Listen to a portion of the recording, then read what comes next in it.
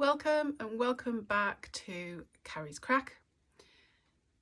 Today, so basically what I do on Carrie's Crack is either recap my week, something, either the social media posts that I've put out and go in more depth, or I will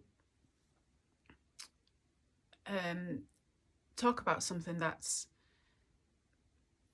happened that's really pivotal that I've learned a lesson from and then I can help you with, maybe. And I did have something planned for today, but then I realised what's coming up. Father's Day. So I wanted to talk about grief and those who have lost fathers, maybe don't talk to fathers. So when Father's Day comes up, there's some emotion there, basically. Now, please don't switch off if you feel this is irrelevant to you, because we're all going to go through this. We're all going to go through grief. And I've got a very big mission statement to say we need to talk about grief more. As a society, we need to talk about grief more. Because if we carry on the way it is, talking about grief isn't being morbid. Talking about grief actually liberates us to live our life now. Because any sort of grief, whether it's ours or someone else's, could be around the corner. And if we're fearful of death, we can't truly live now. So I'm a massive advocate for being open about death, talking about death. The issue is, and this is why we need to listen and tune into this, because I want to help. I don't just want to say that statement and leave you hanging. I want to actually give you the tools to deal with this. It's not easy. We've not been taught how to deal with it. So we need to find the help somewhere. And if you've got the tools before the thing happens, then brilliant, right? So, yeah, I think just bear with me. Anyway, it's quite early. I've just woken up, so I'm not totally on it. But, yeah, stay tuned. So, a little bit about my dad. My dad passed away in 2012. I was 2 years into moving location for my first job after qualifying as a physiotherapist. And 2 years prior to this happening, I started my going to a meditation, weekly meditation class. And it helped me so much because it just helped me learn about the mind a lot more and my behaviours. And it would have been a whole different experience if I hadn't had that. For me, personally. I'm not saying it's for everybody, but I would say it would help a lot of people a lot of the time. So then, 2 years later, at the beginning of the year, my dad had a cough, which wouldn't go away. He got it checked out. And it turned out he had mesothelioma, which is an asbestos-related cancer. And when you come across a death that is not their fault particularly, you know, if someone's died from something they've done themselves, either smoking or whatever else, then it's, you know, they've lived their life, they've died their life their way. But when it's sort of taken away from you from other people, it's a bit harder and it adds to the anger at the time.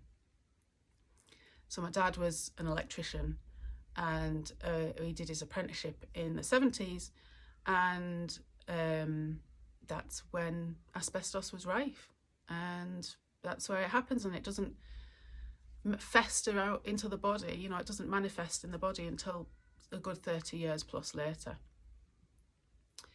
So there's all that. Now, the benefit of that, or the upshot of that, is that we don't use it anymore. So there'll be less and less people dying from that. And I used to cling on to that a little bit. So from start to finish, from diagnosis to passing, it was 7 months. So 7 months of dealing with the cancer, knowing the death was coming. And like I say, if it hadn't been for the mindfulness meditation, it would have been a different ballgame, really would. I was up and down the motorway. I live in Cumbria. My mum at the time had just moved over to Lancashire, so I was up and down the motorway there most weekends. And at the time of death, you know, I handled it really well, and I couldn't have done any different.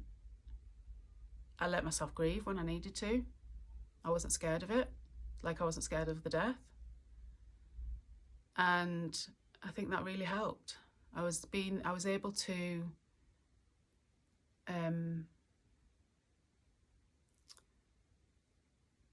not be as attached to my dad as a person and the outcome. I'm not saying I was detached. I wasn't attached. I think there's a difference.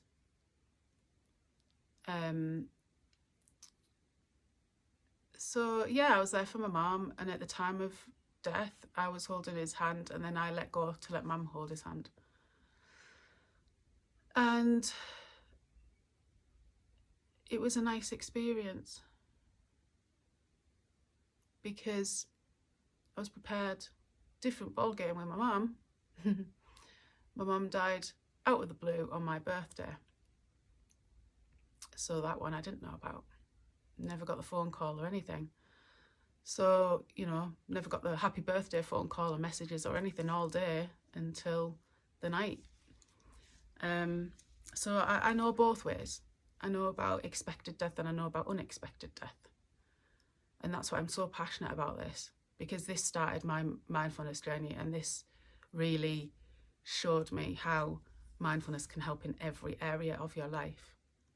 And this is why I'm a massive advocate, because not only do we not know how to deal with death ourselves when it's something to do with us, we don't know how to deal with other people's, because if we can't do it ourselves, there's no chance we can be there for somebody else. So when after the funeral, what happens? Everyone goes, forgets about you. Up until then, they're in your face. And then months pass, your anniversaries come up, and they don't know what to say to you. And that's not their fault. It's not their fault. That's why I'm so passionate about bringing this to the forefront. So I have done a video that is coming out Sunday called Kindness and Compassion. If you're watching this on YouTube, I will link it at the end. And in there's a couple of practices that I think will help. One's called Rain, and that was by someone called Tara Brach. And that is a practice where you recognise, the eyes recognise, you allow the feelings to come up and notice where they are in the body. Is investigate and actually go in. So ears allow it to be there instead of pushing out it. Eyes investigate and really go into the emotions and the feelings and the sensations and where they are in the body. And N is for nurture and giving kindness to yourself. That practice will allow you to feel into the grief or any emotion that you're going through, but in this video we're talking about grief. And it allows you to go close to that emotion. And I put a little, so my posts that I put out are on relationships, grief and loss, and how to thrive. And one of the posts I put out this week was about riding the waves of grief, because they do come out in waves. Sometimes it's back to back to back and they have you knocked over. Sometimes it's gentle and you're all right. You can see them come in, maybe at times like this, at anniversaries or big days. So yeah, and in it said basically feel the feels. When the wave when a wave of grief comes, feel the feels.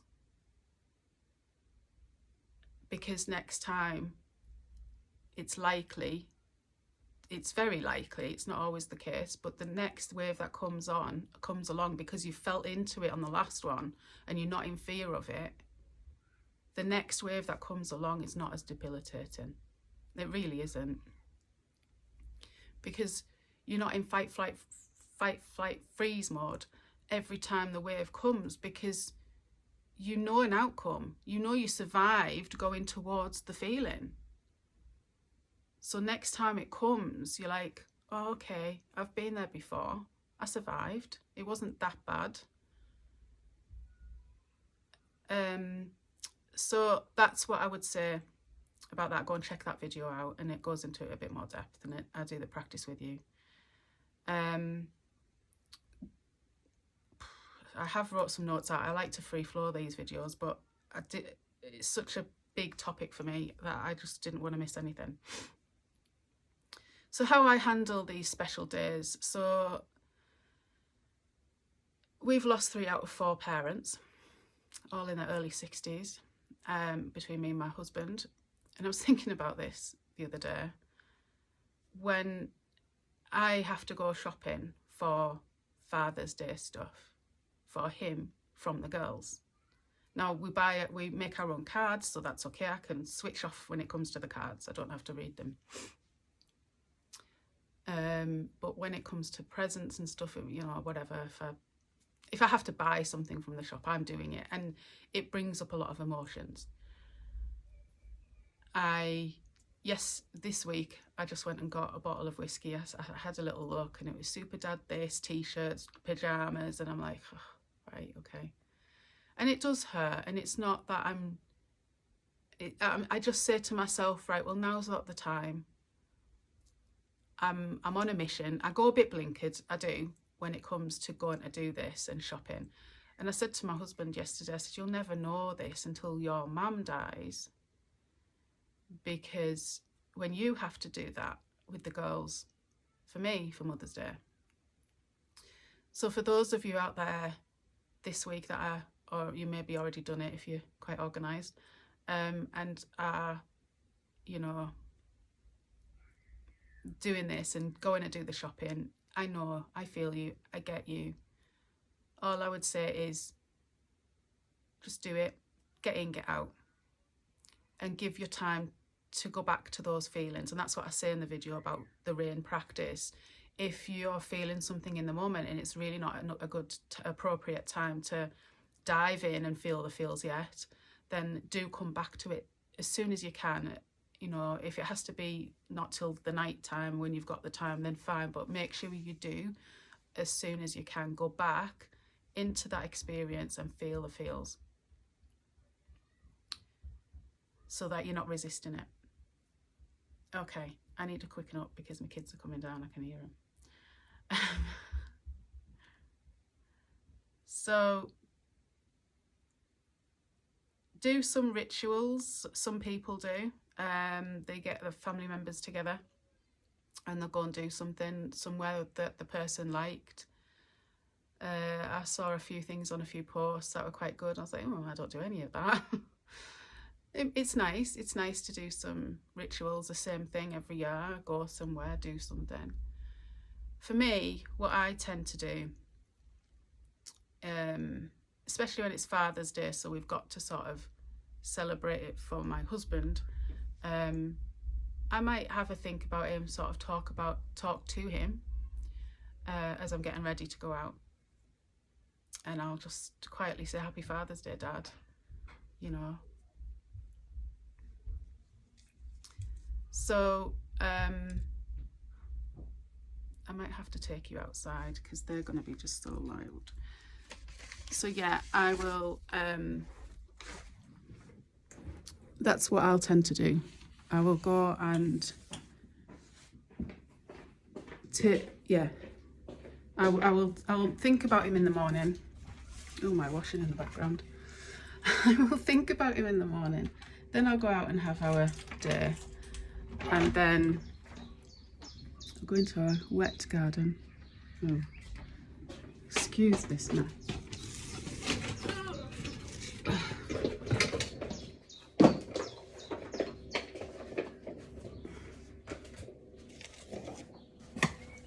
Right, yeah, so I will get through the fly thing. I don't know, we've got really noisy birds. So yeah, I will tend to give myself that time as we're getting ready, and then go out, enjoy the day. I'll probably will be on blinkers and just ignore it all and try and have the best time I can with the family. And then if I feel the need, I'll tend to, like, you know, think about it on the night, maybe have a meditation about it if I'm feeling some strong feelings. But sometimes I don't. Do you know what I mean? Sometimes I'll barely think of them on that day as well, and that's all right, you know. It doesn't have to be all singing, all dancing. You know, I'm this day's coming and I'm really thinking about him. It doesn't always work like that. You'll be surprised if you allow yourself throughout the year to grieve at the time of the grief coming, of the wave coming.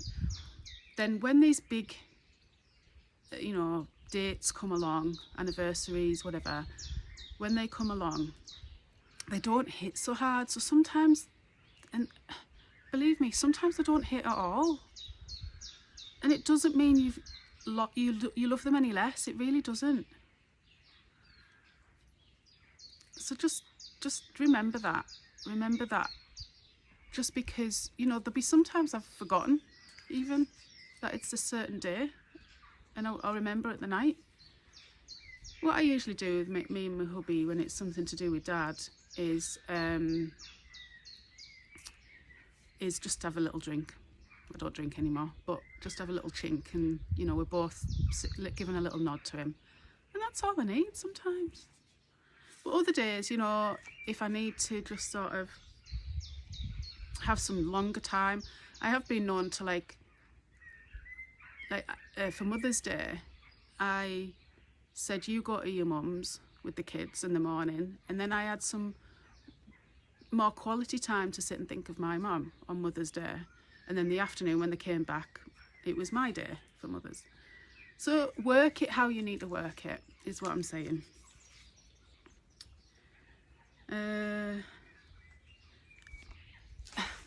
Right, okay. When people say, don't dwell on it, or don't think about it, and they're not even in your situation, and let alone in your situation. No one can be in your situation, even if it's happened to them. But I've had people, so in March isn't an easy time for me, because my husband's dad passed on Paddy's Day, which is the 17th of March, and it was my mum's birthday the end of March, and it's, in the UK at least, it's Mother's Day in March. And some days, sometimes, because Mother's Day changes, sometimes Mother's Day is right next to her birthday as well, so it's even worse. So I've got 3 biggies in March, and subconsciously, even if I'm not really thinking about it, subconsciously, it's almost like I dread March coming, and I prepare myself and I prepare everybody else, and I just say, look, you might see a change of me in March, and you might not. Like, sometimes it doesn't happen that way. So I prepare people and let them know that it's sort of potentially coming. But when I've said this to certain friends, they've gone, well, don't make yourself sad, or things like this. And I'm like, no, I'm allowing myself to feel whatever comes up, if and when it does. I'm just letting you know. You know, I don't see that dwelling. I don't see that dwelling. Because sometimes I'll do that and I'm like, oh, I haven't felt it as bad this year. And that's okay. And some months I'm like, thank God that's over. So It's all right. Just feel the feels. Just ignore people. You'll find your own way through this. Just ignore them if they're saying things like that. And I just want to finish off on saying how to be with someone who's grieving. This is why I wanted everyone to stay till the end for this video, because from the person grieving, here's some advice from the person grieving. Please talk to your people. Even if it's not about your emotions and you don't want to do that and open a can of worms, that's fine. But please do communicate with them what you need,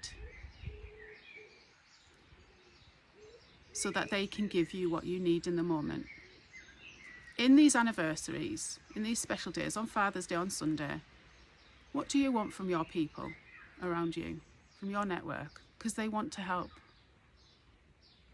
Do you want them to talk about your dad? Do you want to bring the memories up of the good times and have a laugh and celebrate his life? Then tell them that and bring joy to the day. It's not all doom and gloom. You're affected so much by grief because of the love you had for him.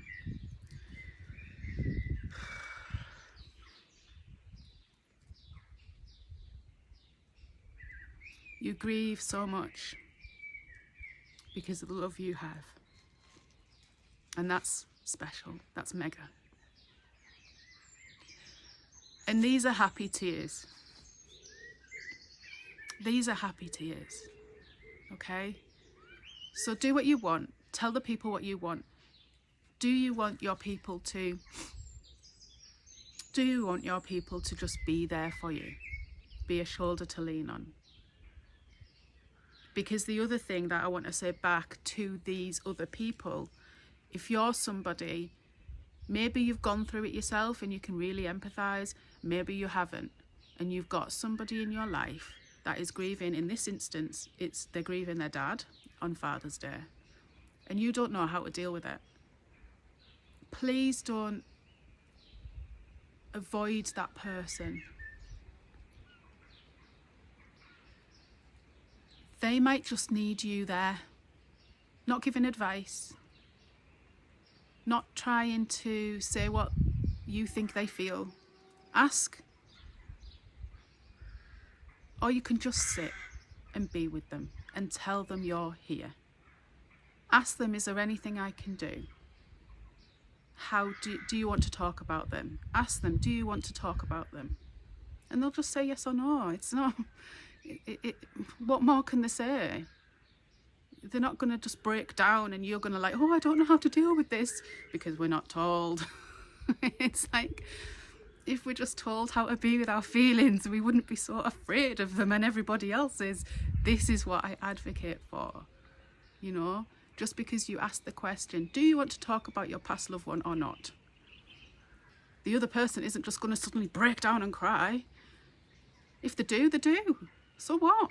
You need to learn how to deal with that. So, and the way we deal with it is allow it. Don't say anything. Don't fix anything. There's nothing to fix. They've died. They've passed on. There's nothing you can fix. One thing I got off my husband days after my mum was, come on, let's get outside. Come on, we need some fresh air. And I'm like, what I need right now is to sit with my emotions, because I can't even move right now. But I wasn't strong enough to do that and say it at the time, and I went and I hated it. So do what you need to do. Don't stay in all the time. It's not healthy. Don't sit in it all the time. I am not saying that. But these come in waves. Feel them as they come. So please, if you're the other person, just sit with them. Don't say anything. If you don't know what else to say or do that. Just sit with them, say and do nothing. Just let them know that you're there and you're thinking of them. Even if you can't be with that person, a little message to say, hi, just thinking of you today. They'll know what you mean. You don't have to put anything else. You don't have to mention Dad. You don't have to say Father's Day. You don't have to say those words, because that will make them think of it. They might have a few moments where they're not thinking of it, and that might make them think of it, and that might bring them tears, and again, that's fine. But if you want to be of help in the moment, just say, I'm thinking of you. If there's anything you need, I'm here. And we, the griever, needs to be good at saying what we need. We need to be good at saying, thank you, I appreciate that. Could you come round for a coffee later on today? I could do with a hug. We need to be good at saying these things. Okay, I've babbled on a lot longer than I thought, so this might just go on YouTube instead of the socials as well. I hope it's helped. I really, really do. From the bottom of my heart, I feel you. I understand to an extent what you're going through. I could never understand how this is for you. I'm doing this on the Friday before Sunday of Father's Day, and if it reaches people afterwards, then hopefully it helps for other family members and for other special occasions. I really do want this to help and be of some use to you. I'm a big advocate for this. We need to speak about death so we can live life more, live life fully.